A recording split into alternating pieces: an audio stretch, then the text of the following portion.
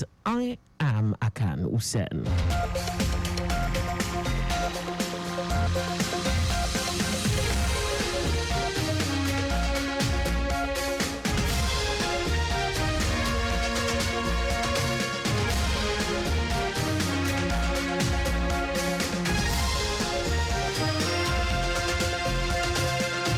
The Lagos State government has reassured residents that more beneficial programs and policies are on the way to further provide relief in the face of the biting economic challenges being faced in the country.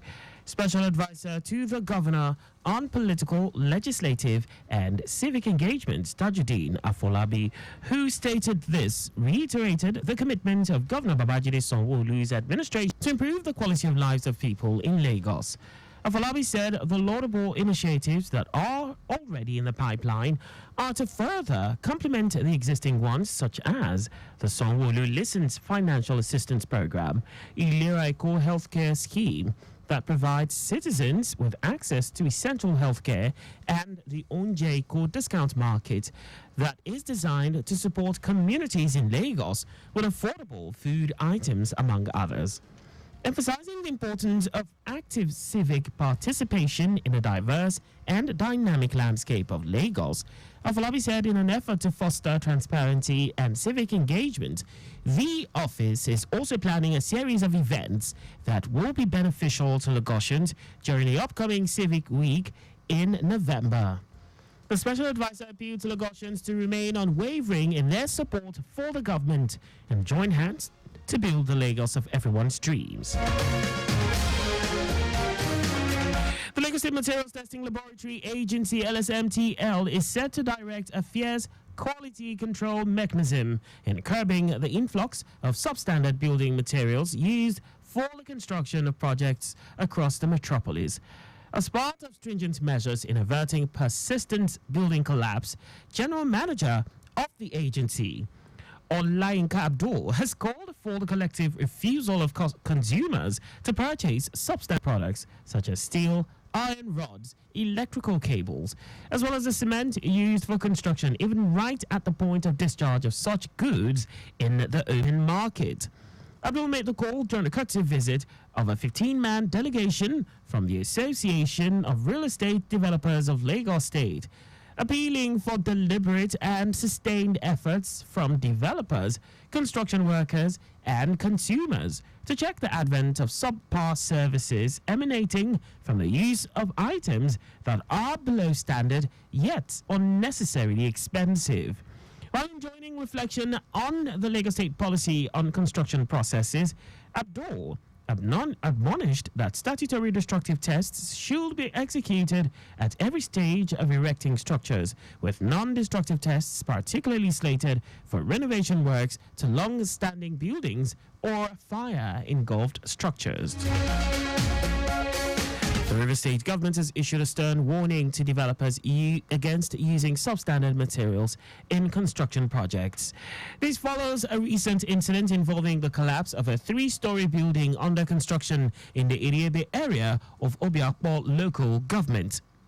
Commissioner for Physical Planning and Urban Development, Evans BP, who inspected the site, confirmed that although no lives were lost in the early morning collapse on Tuesday, October 29, developers should avoid compromising safety by cutting corners on material quality. The commissioner also reminded property owners and developers to obtain government-approved building plans to allow for regular inspections, ensuring compliance with structural and safety regulations, emphasizing the state's commitment to reducing incidents of structural failure through more rigorous oversight and enforcement. Meanwhile, the state government has launched an investigation aimed at addressing the underlying issues in the building industry and to restore standards across the state. And now to the rest of the stories. The Nigerian Immigration Service, NIS, has announced the launch of a phased contactless passport renewal system set to begin in Canada on November 1. The NIS, in an announcement shared on its official X account, says this new system allows Nigerians to renew their passports online greatly reducing the need for in-person visits to NIS offices. The NIS says following the rollout in Canada, it will expand to the United Kingdom, United States, and Italy on November 15, and by December 1 will be available in Nigeria and other global locations. Ahead of the Ondo State gubernatorial election scheduled for November 16, political parties will participate in a peace accord signing on November 8. This initiative, coordinated by the National Peace Committee and the Independent National Electoral Commission (INEC), aims to secure a peaceful election process. INEC Chairman Mahmoud Yakubu, who announced this during a quarterly consultative meeting with civil society organizations in Abuja, also flagged potential hotspots in Ondo State, noting that the Commission is coordinating with security agencies to prevent violence. Yakubu noted that INEC will conduct a final readiness assessment next week involving stakeholders, officials, security agencies, and transport providers. And now to foreign news. The United Nations food agencies have identified the Palestinian territory, Sudan, and South Sudan, as well as Mali and Haiti, as the top 5 places most likely to see deadly hunger levels in the coming months. The Food and Agriculture Organization and the World Food Programme said in a joint report that acute food insecurity is set to increase in both magnitude and severity across 22 countries and territories. The Rome-based UN agencies warned that the spread of conflict, particularly in the Middle East, coupled with climate and economic stressors, was pushing millions of people to the brink. The report spotlighted the regional fallout from Israel's war in Gaza, with Lebanon also engulfed in conflict, and warned that the La Nina weather pattern could affect the climate through March next year, threatening fragile food systems in already vulnerable regions. In our sports, Spanish Football Federation has announced the postponement of this weekend's Real Madrid's away match at Valencia due to floods that have killed more than 95 people. Villarreal's home match against Rayo Vallecano was also suspended after the devastating flash floods in eastern Spain. La Liga asked the Spanish Football Federation to postpone Valencia and Villarreal matches on Saturday, as well as 3 second division games involving teams from the affected areas. The Federation had already postponed several midweek Copa del Rey first-round matches, including Valencia's game against Pala Escuela. A moment of silence for the flood victims will be observed at matches this weekend in Spain, including league leaders Barcelona's Catalan derby against Espanyol on Sunday. And that's all for the news. At 4, stay alive, make use of pedestrian bridges where available. You can follow us and like all our various social media platforms. On X at Traffic Radio 961, Facebook Lagos Traffic Radio 96.1 FM, Instagram Lagos Traffic Radio 961. On YouTube, subscribe and watch us live on our channel Traffic Radio 961. You can also visit our website on www.trafficradio961.ng.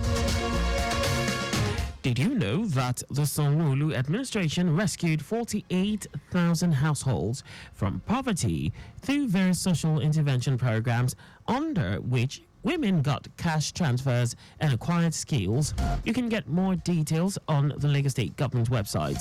To end the news, here are the highlights of the major stories. The Lagos State Government has reassured residents that more beneficial programs and policies are on the way to further provide relief in the face of the biting economic challenges being faced in the country. The Nigerian Immigration Service (NIS) has announced the launch of a phased contactless passport renewal system set to begin in Canada on November 1. We also told you that United Nations food agencies have identified the Palestinian territory, Sudan, and South Sudan, as well as Mali and Haiti, as the top 5 places most likely to see deadly hunger levels in the coming months. And Football Sports, the Spanish Football Federation has announced the postponement of this weekend's Real Madrid away match at Valencia due to floods that have killed more than 95 people. For contact with the newsroom, please send a message to info@trafficradio961.ng. And that ends the news broadcast compiled by Abiola Fagbolagun. I am Akan Usen. Thanks for listening, and please